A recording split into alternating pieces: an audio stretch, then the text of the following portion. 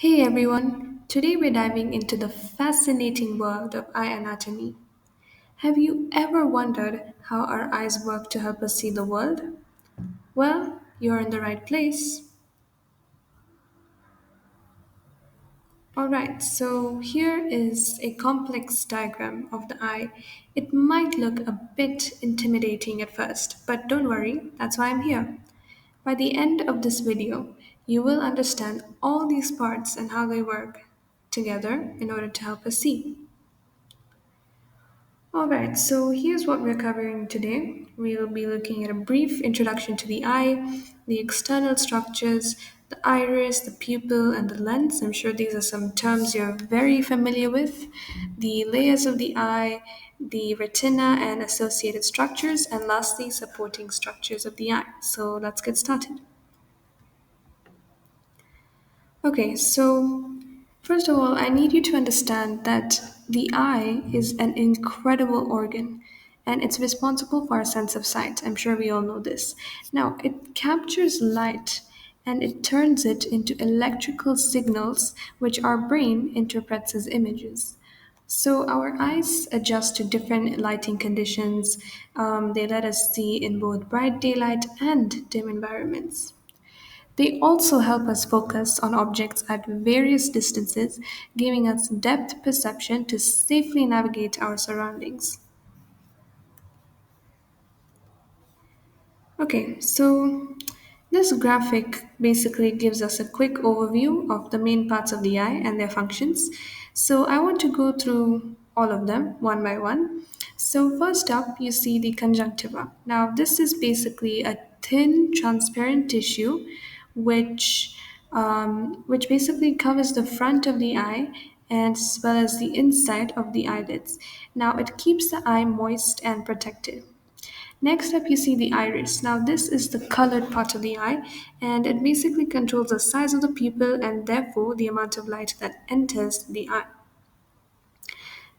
Thirdly, you see the cornea. Now, this is the clear, dome shaped surface that covers the front of the eye, and it helps focus incoming light onto the lens.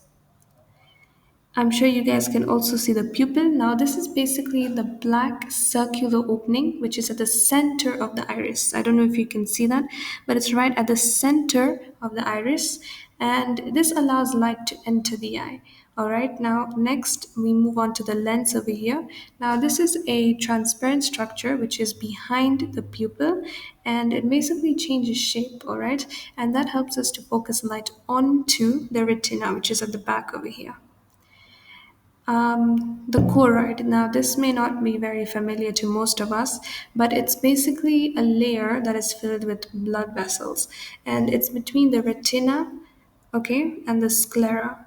We will be exploring those two, don't worry, and they provide oxygen and nutrients to the eye. So, whenever we talk about choroid, just know they provide oxygen and nutrients to the eye.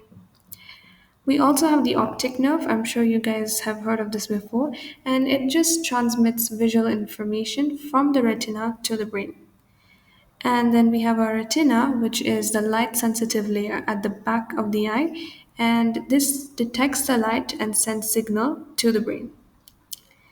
Then we have the macula, which is a small central area of the retina, and it's responsible for detailed central vision. And lastly, I'm sure you can see the sclera, which is the whitish, it's white and it's the outer layer of the eye, and it provides structure and protection. All right, so the detailed diagram shows the external structures of the eye. So first up, we start with the pupil. We already looked at that.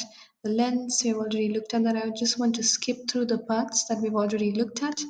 So we'll start with the posterior chamber. Now, this is the space between the iris and the lens, and it's filled with the aqueous humor. So we will look at that shortly.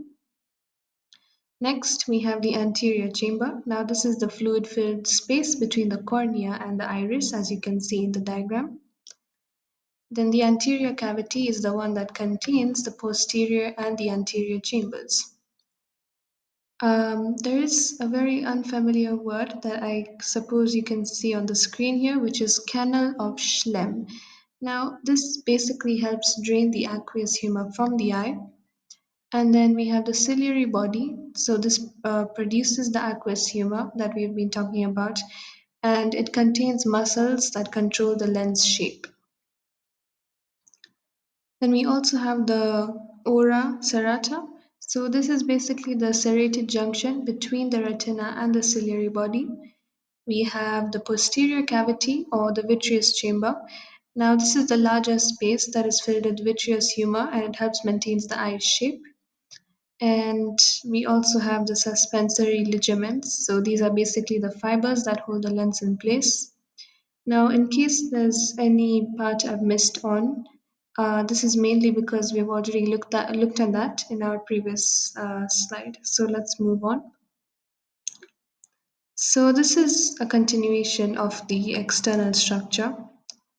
So first up, we have the lacrimal gland. Now, once again, for your information, I'm just going to avoid the other parts that we have already talked about. So first up, we have the lacrimal gland. So this basically produces the tears in order to keep the eye moist and flush out debris.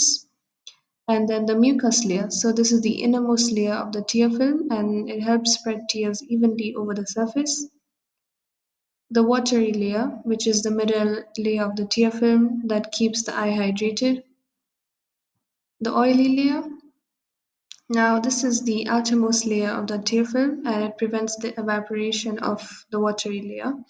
And lastly, we have the meibomian glands. Now, this is located in the eyelids, okay, and they secrete the oil layer of the tear film in order to keep the eye's surface smooth and clear.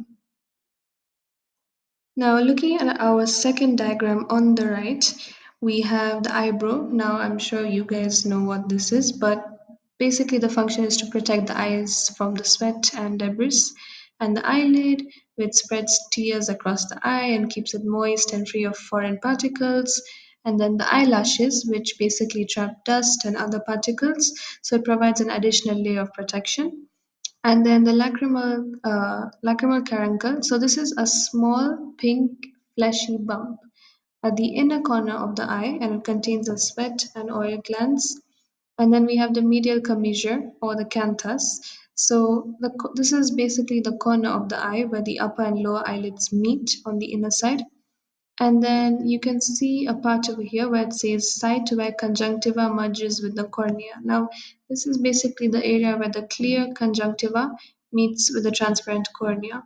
And then we have the palpebral conjunctiva. So this is the part of the conjunctiva that lines the inside of the eyelids. And lastly, we have the lateral commissure or the canthus, which is the corner of the eye where the upper and lower eyelids meet on the outer side. So remember, we have two types of canthus here. We have the medial commissure, which is where the upper and lower eyelid meets on the inner side, and the lateral commissure is where the upper and the lower eyelids meet on the outer side. So that's the difference.